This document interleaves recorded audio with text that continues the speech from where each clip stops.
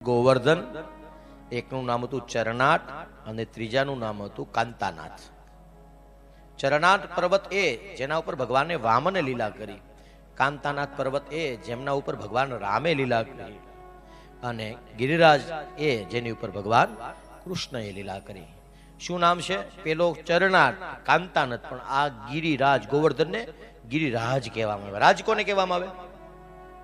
જંગલમાં પ્રાણીઓ ઘણા હોય, પણ સિંહને શું કહેવામાં આવે? વનરાજ. શા માટે?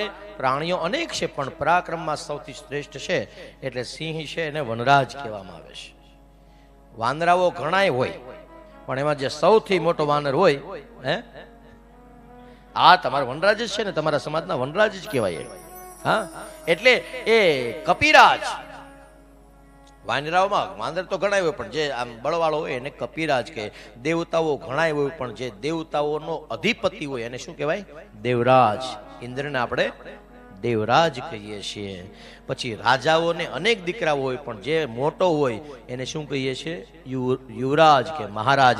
આ જે સિસ્ટમ છે, આ જે પ્રણાલી છે, એવી રીતના પર્વતો અનેક છે પણ પર્વતોમાં સૌથી શ્રેષ્ઠ પર્વત હોય તો એ પર્વતનું નામ છે ગિરિરાજ. બીજા બધા ખાલી ગિરી, પણ આ ગિરિરાજ છે.